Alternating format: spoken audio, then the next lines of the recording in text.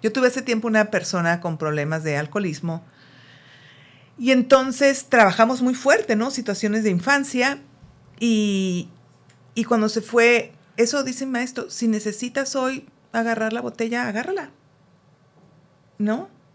Dale. O sea, no es como vete y piérdete, pero esa fue la manera en que ella aprendió toda la vida a lidiar con su dolor emocional, porque se la voy a cortar de la noche a la mañana.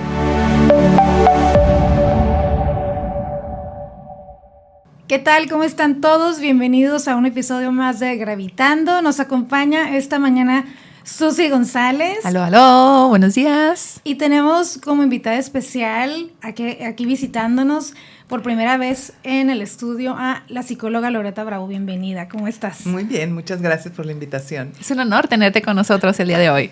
Oye, y tanto de qué hablar con ella, ¿no? O sea, ya sé. Fue difícil, así como que cuál va a ser el tema que nos vamos a enfocar con Loreta, porque realmente sí son varios importantes y estoy segura que mucha gente le va a fascinar el tema que vamos a hablar el día de hoy, y es en relación a los traumas. Pues me gustaría que nos ayudaras a definir y sobre todo a saber la diferencia entre lo que es un trauma y un episodio de crisis. Por ejemplo, ¿cuál sería la diferencia? Porque a veces nos confundimos y no sabemos qué es lo que es diferente uno de la otra. Uh-huh. Y cómo pueden tratarse, ¿no? O sea, cómo podemos, si hay signos en particular para decir no. Señales. Es señales. Claro. Sí, bueno, un trauma es una experiencia que tú hayas vivido, que te marcó y que no hubo probablemente el soporte necesario para entonces, como el apoyo, soporte para, no lo hablaste, no lo supieron tus papás, lo supieron, no te apoyaron, ¿no? Por ejemplo, a un niño, hay niños que han recibido abuso sexual, emocional, etcétera. Entonces, hay niños, por ejemplo, que la esposa del papá van para allá y lo maltrata. Y entonces este niño es amenazado. Si tú dices, yo voy a decir que no es cierto. Si tú dices, y esto pasa en todas las clases sociales, no creas que es en los lugares donde pasen todas. Yo lo veo en terapia, ¿no? Uh-huh. Entonces este niño o niña no habla de esta situación, se lo guarda. Esto se convierte en un trauma porque se quedó en su cuerpo como una memoria y no lo pudo expresar. Entonces el estrés que el niño genera, estás en una respuesta de, en lugar de estar en un lugar que yo te decía hace rato, seguridad o relajación, que es una respuesta de tu sistema nervioso autónomo, estás en esta otra de alerta o huida. ¿Y ahora qué va a pasar? Y tengo que regresar con mi papá. Y esto, ¿no? Y te puedo contar así muchos casos, ¿no? De niños, por ejemplo. Entonces, llega un punto en donde el niño o niña, eso le pasó a los 6 y a los 9, ¡pum!, explota. Uh-huh. La ansiedad, la depresión, se arranca el cabello, se come las uñas, la piel, erupciones, diferentes situaciones, o gastritis, colitis, unos dolores de estómago tremendos, porque no lo procesó. Eso sería el trauma. O que no necesariamente haya sido un abuso sexual, porque casi... No, ahorita te puse el ejemplo de algo verbal uh-huh. y emocional, uh-huh. pero un abuso emocional y verbal puede ser tan fuerte uh-huh. y tan traumático como un abuso sexual.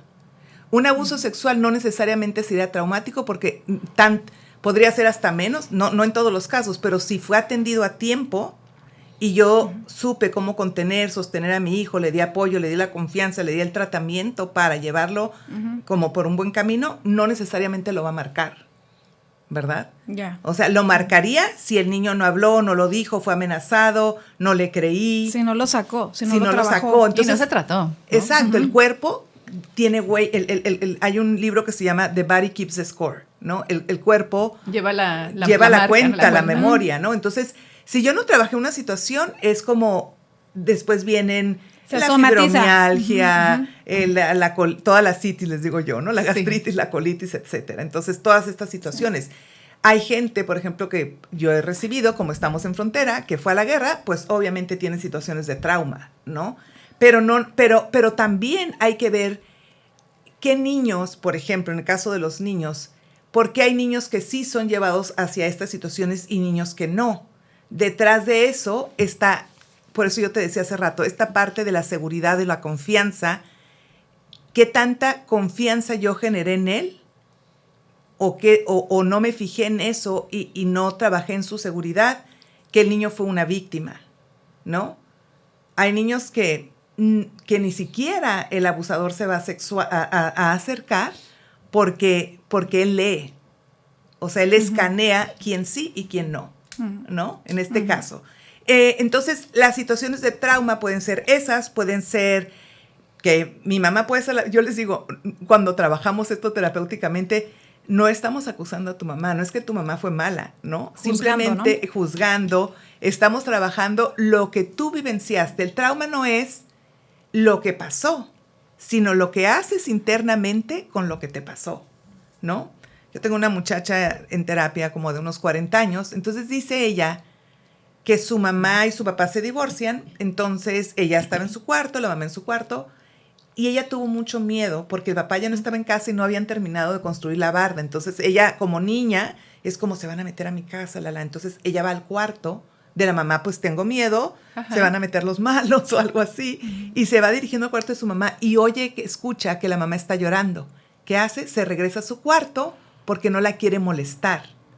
Entonces la mamá no es mala, ¿no? Y ahí estaba, pero ella generó un trauma porque fue algo que guardó, no habló y estuvo toda la noche, ¿no? Con un estrés tremendo, con miedo, conteniéndolo, haciendo fantasías de lo que pudiera pasar, ¿no? Entonces, el trauma no es lo que te pasa, sino lo que haces internamente con lo que te pasa. Oye, hay una serie, no sé si tú ya la viste, Susi, yo la acabo de terminar, que está impresionante. Es muy fuerte la serie, es sobre la vida, es una serie tipo documental, está en Netflix, sobre la vida de ese asesino serial caníbal que se llamaba Jeff Dahmer.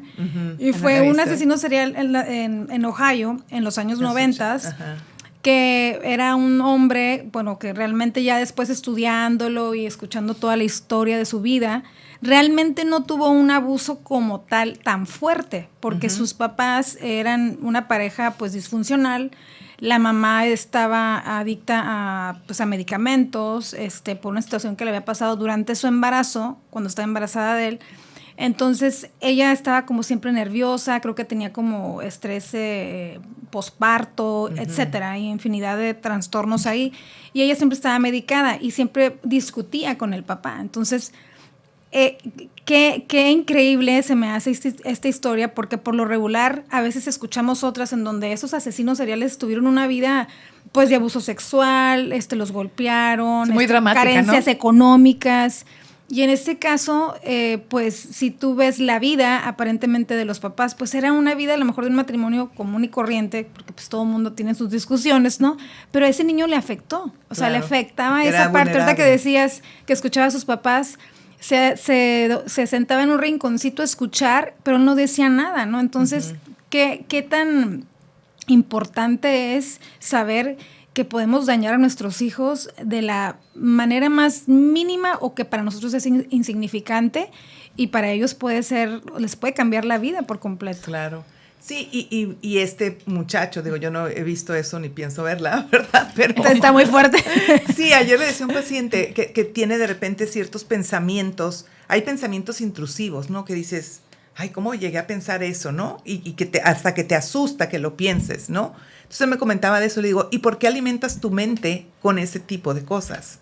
Si ya sabes que tu mente tiene esa tendencia, ¿por qué estás viendo este tipo de series? ¿No? Donde tú ya tienes una tendencia probablemente que la observas y alimentas. Entonces, tenemos que tener mucho cuidado con qué alimentamos el cuerpo, la mente, porque a través de tus sentidos tú alimentas. O sea, la nutrición es muy importante, pero no solo del alimento físico, sino qué escuchas, qué ves, a qué expones a tus hijos, ¿no? Qué escucha el niño, el pleito, etcétera, ¿no? O lo dejo jugar juegos violentos, ¿no? Realmente violentos, o qué, ¿verdad? Entonces, habría que ver. Pero sí, hay muchas situaciones donde lo que hubo ahí con ese muchacho probablemente es una desconexión emocional. Entonces, él no siente, ¿no? Se desconecta y aparentemente pues no siente, bloquea. Sí, de hecho en entrevistas decía que él no tenía empatía, o sea que él no lo hacía porque nunca le pudieron comprobar realmente que estaba enfermo, no que estaba enfermo, sino lo enjuiciaron como asesino serial y le dieron pues las cadenas que le correspondían según la ley en Estados Unidos. Un chorro de cadenas. Pero trataron, sí, muchísimas, trataron por medio de los abogados y por medio pues de muchos medios de que se le diagnosticara a él este trastorno. De hecho, si no me equivoco, era necrofilia, con lo que se le había diagnosticado a él, ¿no? Que tenía esta atracción por estar con que tener los mataba sexo, y después los tenía mataba y después tenía relaciones. relaciones con los cadáveres, ¿no? Entonces, de hecho, se iban a llevar a estudiar a una universidad el cerebro de él, que hubiera estado muy interesante. Yo creo que hubiera sido algo... Pero vive, ¿no? Todavía. No, ya él falleció. Él falleció. Es que fue en los 90, esta persona ¿no? fue en los 90, falleció. Pues de hecho, sí. lo asesinaron dentro de la cárcel. Ah, sí, cierto. Y antes ya habían mandado el cerebro a una universidad para investigación, y el papá creo que se dio cuenta por alguna razón y detuvo el proceso y dijo, ¿sabes qué? No, porque el último deseo de mi hijo fue que lo cremaran, o sea, completo, ¿no? Entonces, pues él, de cierta manera, ¿no? Pues como papá, yo creo que dijo, pues esa fue la última voluntad de mi hijo, y no se llevó a cabo el estudio. Entonces hubo ahí, pues opiniones encontradas, exactamente. De hecho, la esposa, la misma mamá estaba de acuerdo que el cerebro se mandara a estudiar, y bueno, no pasó, pero situaciones que desencadenan traumas como tales, ¿no? Como una pelea. Ahora, no se diga, por ejemplo, en las situaciones de violencia, de grados más altos. O sea, ¿cómo tú aconsejarías, por ejemplo, a una persona que quisiera tratarse? Hay mucha gente que guarda todo eso, ¿no? Y les es difícil tomar la decisión y decir, hoy decido tratarme, hoy decido empezar a sanar. O sea, ¿qué es lo que tengo que hacer? Yo creo que sí es muy importante esa parte, ¿no? De ir trabajando todas esas partes de nosotros que tienen, pues, a lo mejor algún trauma, alguna situación que vivimos, que no trabajamos y que guardamos, porque, pues, finalmente, lo que tú no expreses, el cuerpo se lo va a cobrar, ¿no? O sea, más adelante. Y aparte de eso, si somos mamás, si somos papás, pues eso lo pasas a las siguientes generaciones, ¿no? Porque tú te vives desde ahí. Aunque no lo expreses, tú te vives desde tus emociones, ¿no? Es una mentira que, nos vamos al trabajo y no nos vamos a llevar nuestras emociones. Eso no vas a estar ahí contándolas, pero sí de alguna manera está mermando tu manera de ser y de estar, tu productividad, tu efectividad. No es lo mismo una persona feliz, es una persona más productiva que una persona que no es feliz. Esto ahorita ya tiene tiempo en Estados Unidos, por ejemplo, en las empresas donde se dan cursos como de bienestar, mindfulness y felicidad, para que aprendas a estar de una mejor manera, ¿no? Y que aprendas a reconocer cuáles son tus inclinaciones mentales, por ejemplo, ¿no? Como revisar, mi inclinación es hacia la aprensión, es el miedo, es qué. Entonces, yo me puedo portar de alguna manera reactivo, ¿no? En lugar de responder, reacciono. Claro. Todos, ¿no? Lo hacemos, pero ya te das cuenta, ¿sabes qué? O sea, la persona no me dijo en realidad nada fuerte y yo fui muy reactiva con él o con ella, con mi jefe, con mi amigo, con quien sea, ¿no? Entonces ya te empiezas a dar cuenta y dices, esto no está habiendo como una congruencia, ¿verdad? Entonces es importante, como dices, sí tratarse y ver qué me está limitando, ¿no? En mi expresión, ¿verdad? O a lo mejor soy una persona que soy muy defensiva, ¿verdad? Porque a lo mejor, pues hubo de chica este tipo de hogar disfuncional, donde yo no me sentí segura o seguro, entonces desde ahí partimos, ¿no? ¿Cómo voy a encontrar un lugar seguro si mi base no fue un refugio sabio, sano, seguro? Entonces yo salgo al mundo y siempre estoy así como esperando a ver de dónde viene el trancazo, ¿no? Entonces el otro día le decía a una persona que está pues tratando todas estas partes, hicimos un taller, entonces respiramos y dice, ¿pero cómo? ¿Y después qué? Después nada. Digo yo, después nada. Relájate. Tú solo relájate. O sea, él quiere saber porque déjate es muy... llevar. Déjate llevar, muy cerebro, la parte del cerebro pues analítico, pero la parte de la creatividad pues no. Muy disciplinado sí, ¿no? Pero entonces le digo, es sentir, contactar con tu sentir. Es una persona que también de muy chico bloqueó sus emociones por una pérdida importante de su papá. Entonces de repente es como pum, ¿no? Un bloqueo emocional. Y dice que al tiempo se muere el perro, que tenía mucho tiempo con ellos, y él desconectado. Pero no es que la persona sea mala, Nadie nació malo, ¿no? Se fue formando o deformando. Entonces, ¿qué hubo ahí? Se desconectó para no sentir el dolor. En realidad, esta persona tiene un dolor muy fuerte, ¿no? Un asesino, al igual que nosotros, todos tenemos el potencial para hacer cualquier cosa, pero decidimos hacia dónde vamos, ¿no? Hacia dónde nos vamos a inclinar. Pero las personas que se desconectaron de chicos fue para, de alguna manera, protegerse. Esa fue la manera que ellos supieron cómo. No la planearon, ¿verdad? Pero así sucedió. Y hay manera, ahorita que lo comentas, ¿no? Y nos empezamos a acordar como de todas estas series y películas en donde has visto todos estos casos, pero yo tengo una duda, por ejemplo, ahorita hablábamos acerca de lo que era un trauma y cómo se genera, ¿no? Desde la niñez o desde un evento drástico, fuerte, que te marca, y cómo desencadena estos comportamientos en la persona, en el niño, etcétera. Del trauma, ¿se pueden desencadenar crisis? ¿O puede haber una crisis aislada que te suceda por un momento en tu vida, pero que no quede marcado como un trauma? No sé si me estoy revolviendo, estoy siendo clara, pero si de un trauma se desprenden las crisis o puede haber crisis aisladas. Claro que de un trauma sí se van a desprender crisis, ¿no? Okay. Por ejemplo, yo hace muchos años de estudiante en Monterrey, tuvimos un asalto en la casa donde yo vivía. Entonces, tiempo después, no hubo trauma, fíjate, porque hubo una persona que siempre estuvo ahí apoyándonos, siempre como guardaespaldas.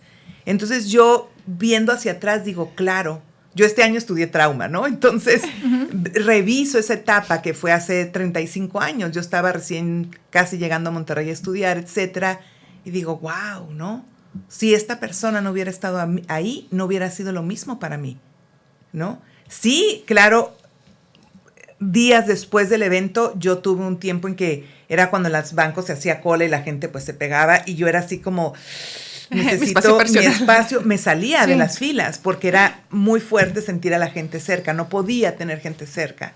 O una vez bañándome, al día siguiente llega mi mamá de acá y me estaba en la regadera y yo empecé como niña chiquita, mamá, en un hotel, ¿verdad? Así como pierdes totalmente la seguridad, ¿no? Estás totalmente vulnerable, pero tuve ese apoyo de esta persona que estuvo con mi amiga y conmigo, pegado todo el tiempo, y entonces fue una figura que nos dio seguridad, ¿no? Que incluso en cuanto llegó la policía, todo, o sea, así como una sombra mía pegado, ¿no? A todo lo que yo necesitaba, porque necesitaba sentirme segura después de estar totalmente vulnerable e insegura, ¿no? Claro. Entonces, después, yo realmente, sí tuve a los días esto, ¿no? De no poder tener a la gente cerca, de distancias, pero realmente ese evento no me marcó.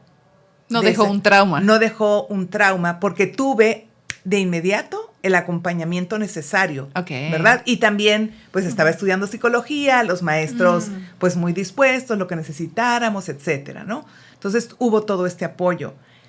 Pero puede haber crisis por situaciones que se dieron antes. Es que a lo mejor escuchamos la palabra trauma y creemos que es algo muy fuerte y oscuro. Ajá. Y no necesariamente, ¿verdad?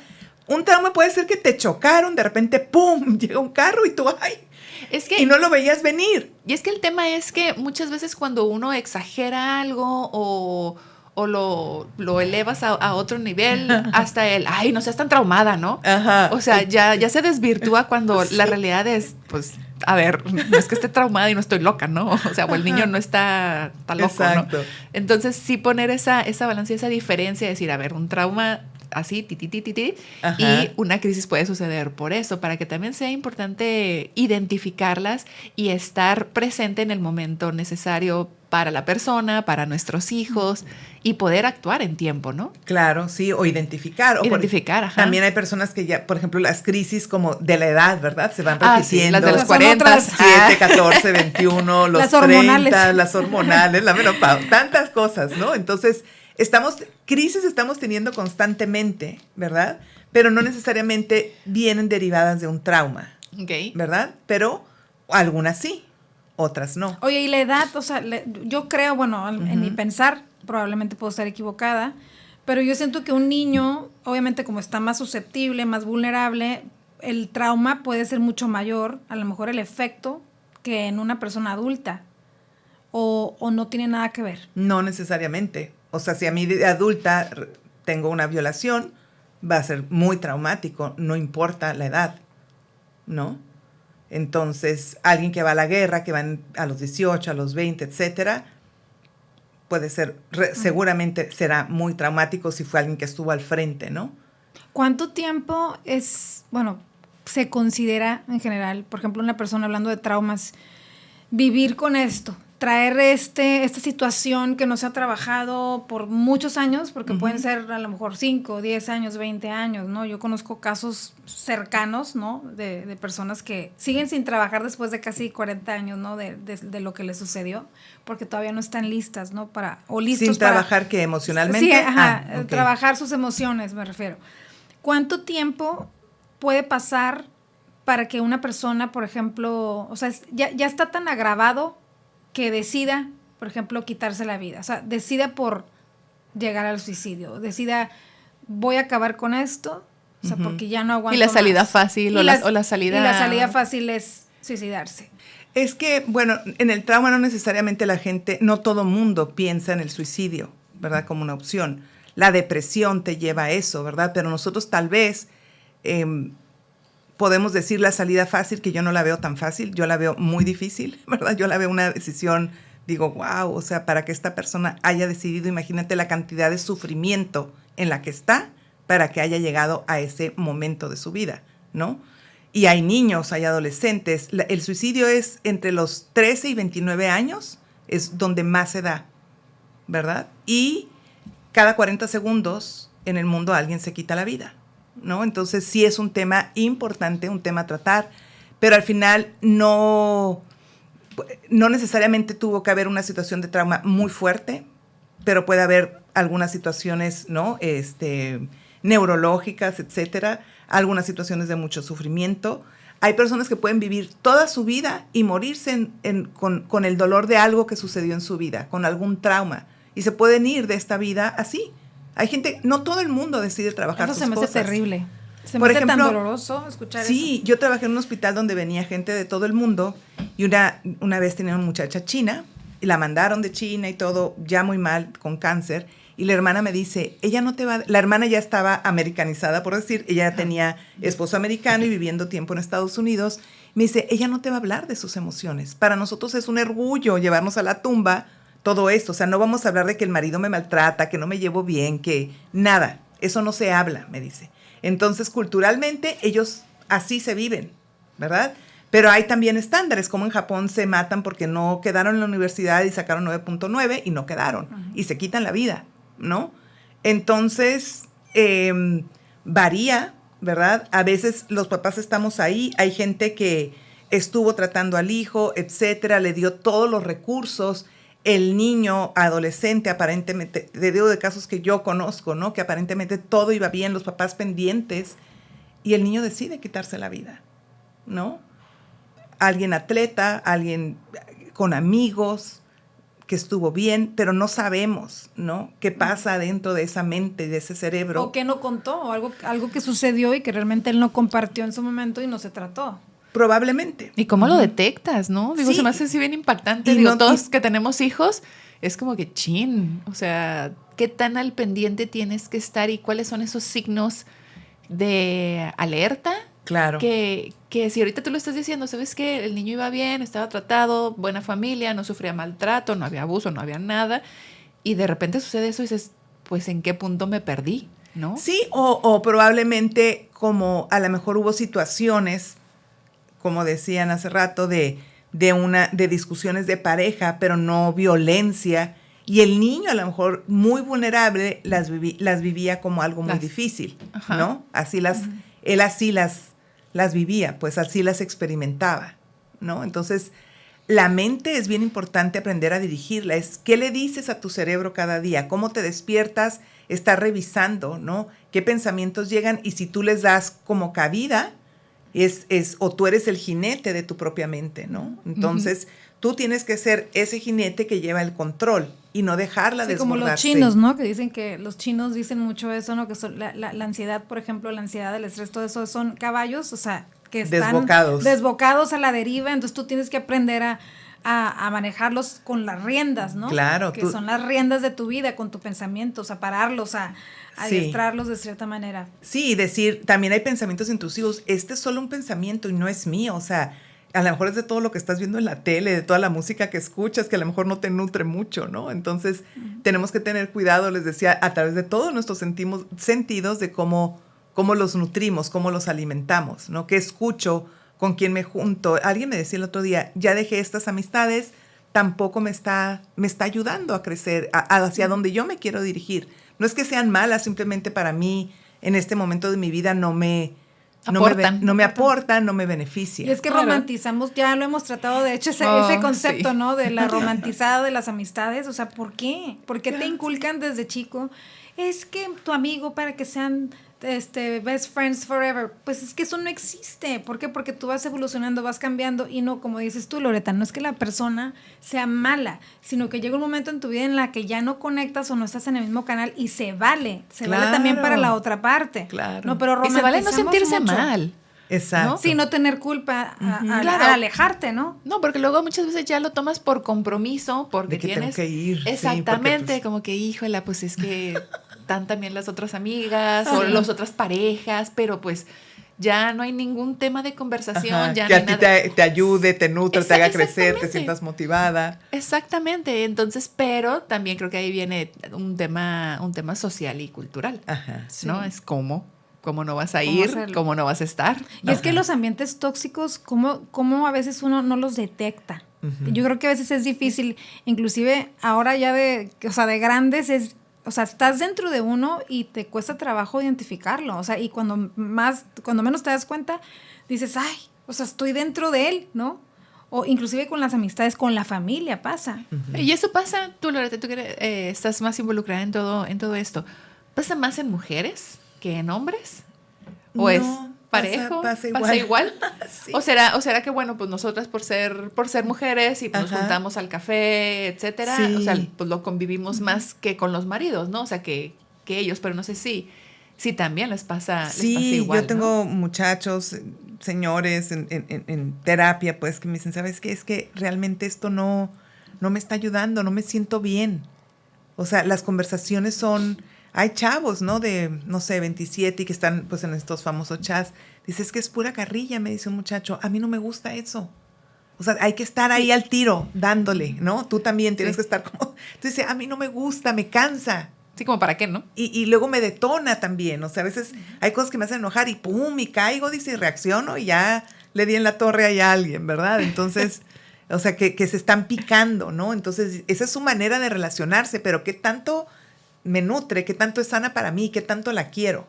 Claro. ¿Verdad? Entonces, pues sí, hay que revisar ahí. Y Loreta, por ejemplo, hablando de otra vez, regresándonos a la parte de la sanación.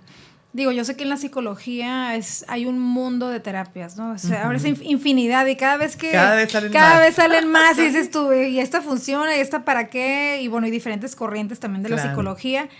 Pero recientemente platicábamos, porque a Loreta me la encontré en una conferencia muy interesante, y nos comentaba que ella recientemente estudió es un taller, ¿verdad? El que estudiaste, ¿verdad? Pues es una especialidad, es un entrenamiento. Un entrenamiento acerca de la se llama en español la investigación compasiva, Compassionate Inquiry. Okay.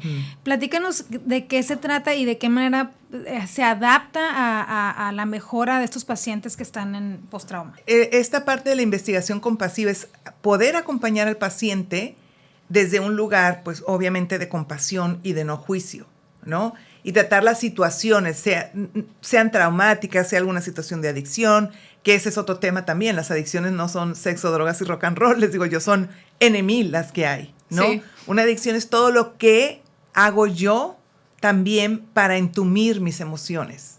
Puede ser el ejercicio, ¿verdad? Porque tú piensas, ¿tienen que ser drogas? No. Puede ser el ejercicio que te la pasas ahí tantas horas, ¿verdad? Pero porque no quieres tocar algo y quieres evitar o evadir, ¿no? Puede ser el teléfono, que ahí te la pasas también en el... yo creo que esa es de las principales también, ¿no? Es de las principales. En los memes. Ajá. Sí, todo eso. Entonces, esto es para ver cómo reconectar contigo desde un lugar de congruencia y desde un lugar de compasión, ¿no? No generalmente nos estamos juzgando todos, somos nuestros peores enemigos, ¿no? Somos sí. el juicio que tenemos sobre nosotros, cómo nos castigamos, es que le dije, mira cómo le dije, y es que tacatá. Hay estudios en Estados Unidos donde dicen que, por ejemplo, tú me platicas a mí algo difícil, yo te digo, no, mira, Susi, pues es que así pasa a veces, reaccionaste, pero pues somos humanos, y yo soy como queriendo que tú te sientas bien al respecto, ¿verdad? Ajá. Y la misma situación yo la vivo y yo, bueno, me doy con el látigo de mi desprecio, ¿verdad? De que, ¿cómo es posible? ¿Cómo se me ocurrió? Mira lo que hice. Lo mismo que yo le dije a Susi, no te preocupes, nos pasa a todos. ¿No? Te juzgas y no lo aplicas, ¿no? Hay estudios de eso. Entonces es como aprender a soltar esa parte del juicio, aprender lo que decíamos hace rato del autocuidado y de esa parte de la compasión, autocompasión es muy, muy importante porque esa es la manera, por ejemplo, los papás, cómo nos juzgamos de que es que no le di, es que no estuve, es que trabajé, es que, pues así tocaba ya, ¿no? Oye, pero una cosa es la autocompasión como la estás comentando, pero no caer en la lástima ni en el... Porque esa es la que la mayoría de la gente conoce. O sea, como que compasión de que, ay, pobrecito. No, porque la lástima es arrogancia. Ajá. O sea, la lástima es como, ay, qué lástima que estés tan mal tú, porque mira yo qué bien estoy. O a veces sí, ¿no? O el no, sí, es la lástima de alguna manera, es que a veces se confunde esa parte. Así es. Yo cuando al inicio oía la compasión, como que, a ver, no la entendía muy bien.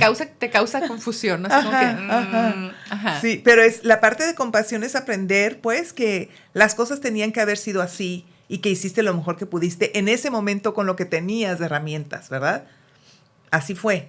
Ya ahora, pues, decido de manera consciente hacer las cosas diferente y desde un lugar de compasión. Y si caigo, pues caigo, ¿no? Yo tuve hace tiempo una persona con problemas de alcoholismo. Y entonces trabajamos muy fuerte, ¿no? Situaciones de infancia y cuando se fue, eso dice el maestro, si necesitas hoy agarrar la botella, agárrala, ¿no? Dale. O sea, no es como vete y piérdete, pero esa fue la manera en que ella aprendió toda la vida a lidiar con su dolor emocional, porque se la voy a cortar de la noche a la mañana. Y curiosamente, cuando empieza a trabajar todas estas cosas muy fuertes y realmente entra a su trabajo emocional, ella empieza a dejar de tomar, no desde la abstinencia, ¿no? De que tengo que, porque esa es una situación pues muy difícil, ¿sí? ¿No? Sino ella... De forma consciente, ¿no? De forma, como fue trabajando sus emociones, fue trabajando lo que le generaba tanto dolor, pues paralelamente fue dejando el alcohol, ¿no? Desde una forma consciente, desde ir a otras prácticas también, la yoga, la respiración consciente y el trabajar terapéuticamente, ¿no? Pero sí, la parte de la investigación compasiva es ir a investigar qué fue lo que te dañó, qué fue lo que te dolió y resignificar esas historias que te dañaron. Que te dañó la historia como tú la percibiste, ¿verdad?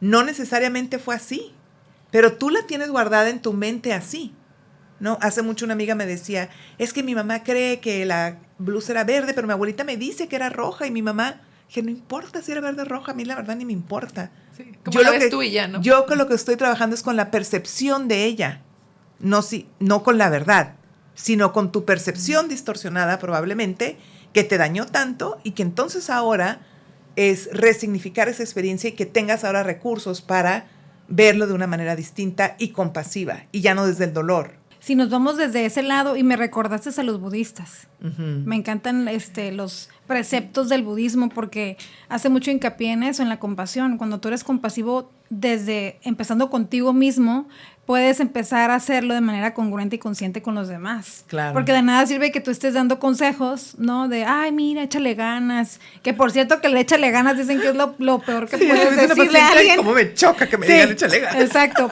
Pero bueno, la mayoría de las personas es un recurso que tienen... Vas muy bien. ¿No? Comúnmente ahí a la mano. Entonces, a lo mejor la intención es buena. Pensemos que es así. Que no saben otra cosa que decir. Exacto. Pues, entonces, yo creo que si lo hacemos desde nosotros, podemos empezarlo a hacer de manera consciente con los demás y trabajar esa compasión que se necesita. Claro. Porque todos la necesitamos para sentirnos bien. Uh-huh. Sí, definitivamente no...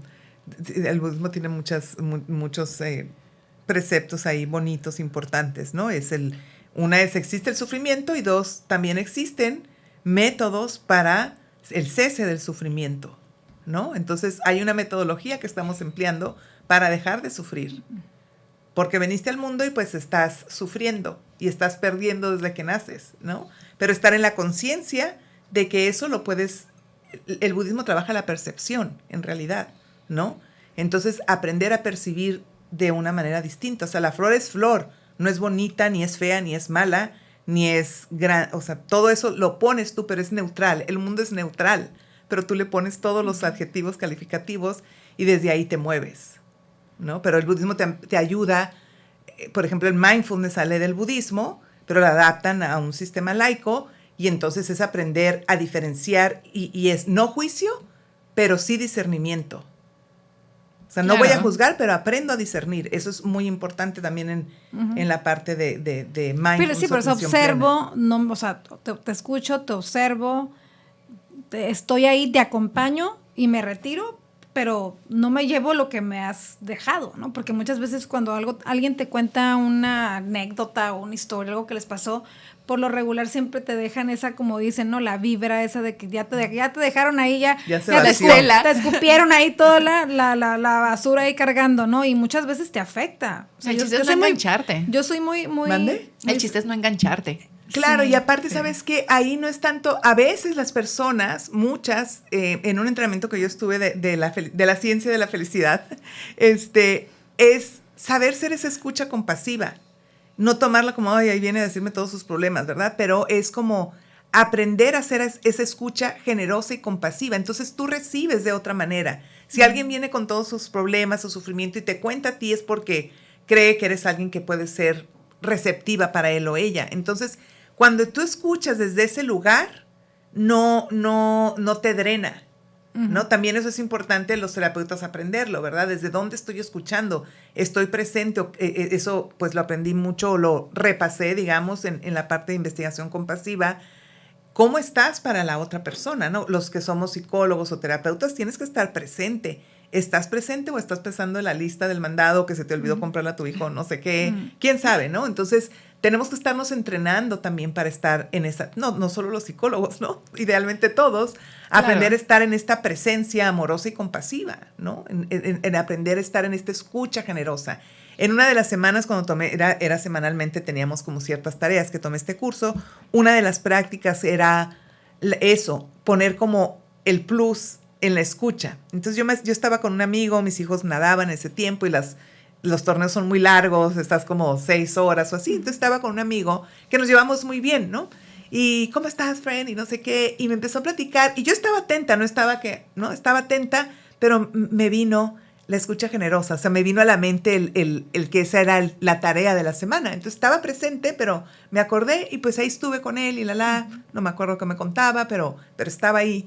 Y entonces ya después cuando me voy, me manda un recadito. Gracias, friend, por la escucha.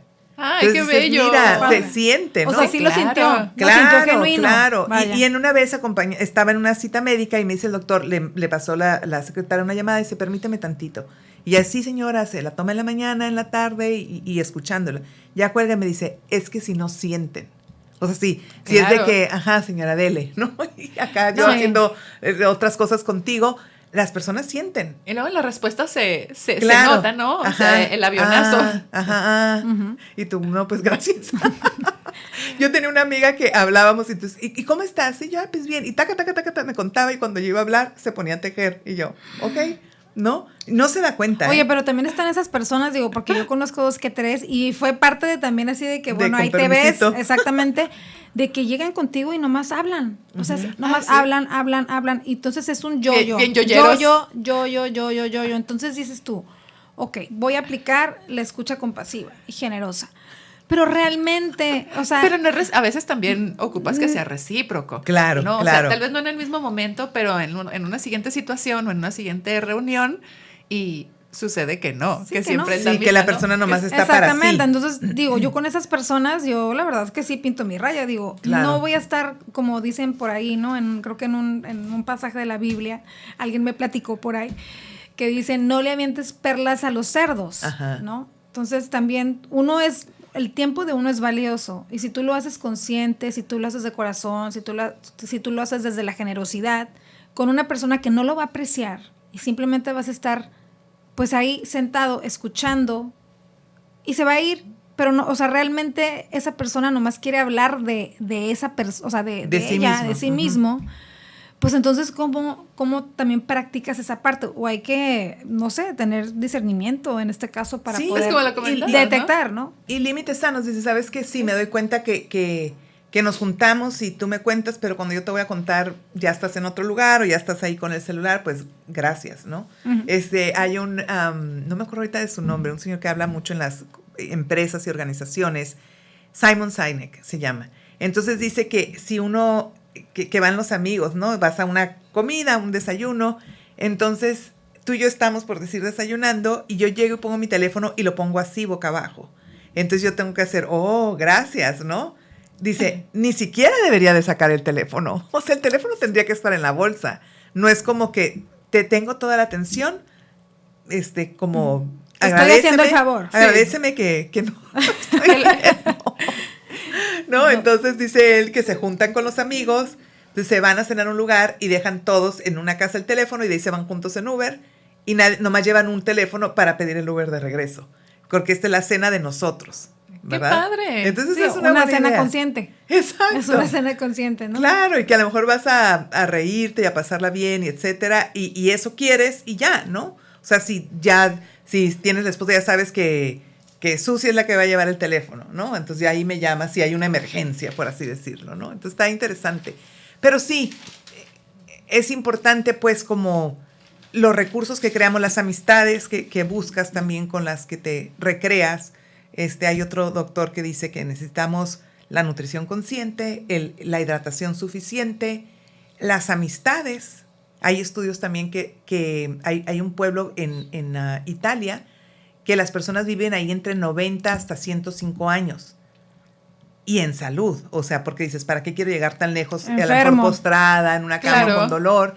Entonces, hay un documental, y creo que salió en National Geographic, y los señores andan en bici en el pueblo y van, vienen, etcétera. Hay otro lugar también en Estados Unidos, creo que en los lagos de Michigan o algo así.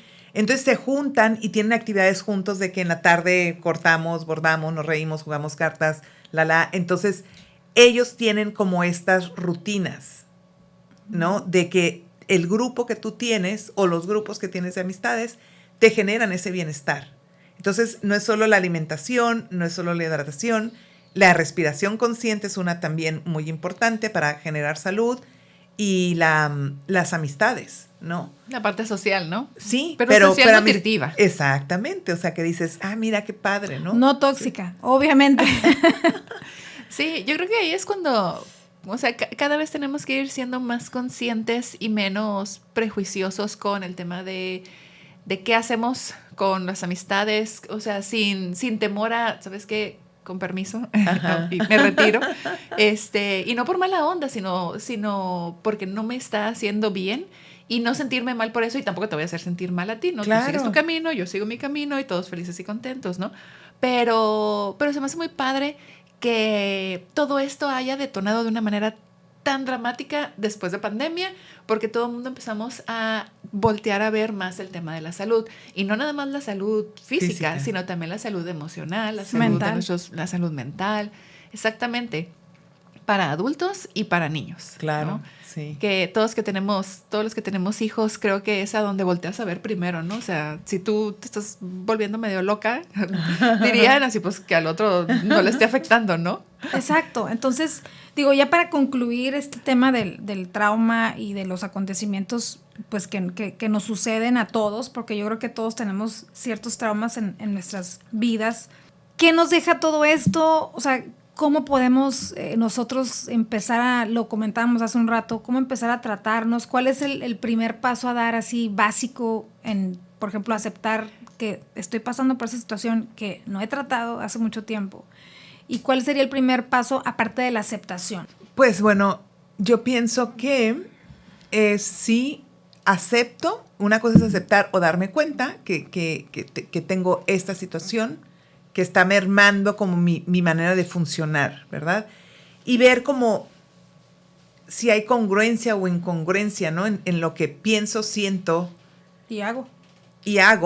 Uh-huh. Y en lo que siento también el cuerpo es un catalizador. El cuerpo siempre te va a decir, el cuerpo siempre avisa, ¿no? O sea, si tú no lo estás teniendo de una manera consciente, pero te estás enfermando cada ratito de la gastritis, de la colitis, siempre vienen como estos pequeños dolorcitos, etcétera, ¿no? Entonces, como ya el cuerpo avisa cuando nosotros queremos, como nos engañamos un poquito de que no, todo está bien, Entonces, que haya esta congruencia entre tus sensaciones, sentimientos y pensamientos, ¿no? Eso es lo que buscamos idealmente como humanos, que haya esta congruencia entre lo que yo pienso, entre mis sensaciones y sentimientos. El cuerpo siempre te va a avisar. Yo siempre les digo, el cuerpo siempre te avisa, al cuerpo no le engañas. Tú me puedes engañar a mí y decir, no, todo está súper bien mi vida, todo, ajá, y adentro traes ahí unos cólicos, no sé, algo, ¿no? O algo físico, o algunas, te brota una cosa, luego te brota otra, y de repente dices, ¿por qué tanto, no?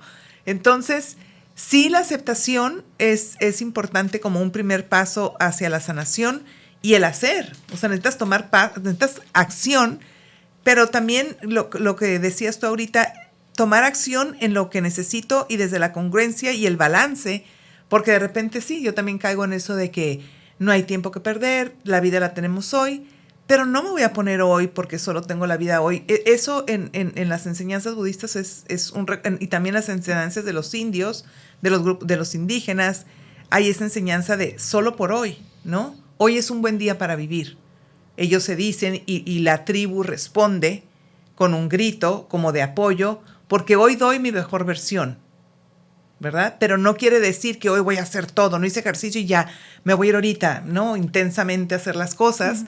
Entonces ir midiendo, ¿verdad? A lo mejor si me muero en la noche dormida, ojalá que así sea, que así pudiéramos morir, ¿verdad? En la calma, en la paz, pero dando mi mejor versión, más que acelerándome a hacer todo lo que nos exige la sociedad, porque tienes que estar fit, porque tienes que ser la mamá excelente, o sea, multiusos, y la verdad, o multitask, y la verdad es que no somos multitask, nadie es multitask, ni las mujeres ni los hombres. Es que ser multitask te enferma, es irónico porque el concepto está muy padre en sí, digo ya así como desviándonos un tema para cerrar, el concepto está muy padre en sí, pero realmente a mí sí me hace que el ser multitask, ahorita que lo mencionas ahorita, te acaba, o sea, es pero una no puedes. Presión, sí, porque no, o sea, neurológicamente no es posible. Pero o te haces resistes. una o haces otra. Nadie puede, como decimos nosotros los mexicanos, chiflar y tomar pinole, ¿no? Exactamente. Entonces, haces una o haces otra, ¿no? Y así. Entonces, ¿a qué le quieres invertir y a qué le quieres dedicar y cuánto tiempo y poner en balance, ¿no? Yo también he caído así de que, tengo que hacer esto y esto. Entonces, de repente, ¡fum!, me lleno y es a ver. ¿Y dónde está el tiempo libre, el tiempo de reposo, el tiempo de suficientes horas de sueño, de descanso, etcétera, ¿no? De tiempo personal. Y sin culpa, ¿eh? Y sin culpa. Totalmente. Sí, todo influye. Sí. Pues muchísimas gracias, Loretta, por gracias. estar Gracias aquí. a ustedes, chicas. No, esperemos que podamos tenerte pronto en el programa. Claro que sí, muy amables. Gracias a todos. Gracias, nos vemos.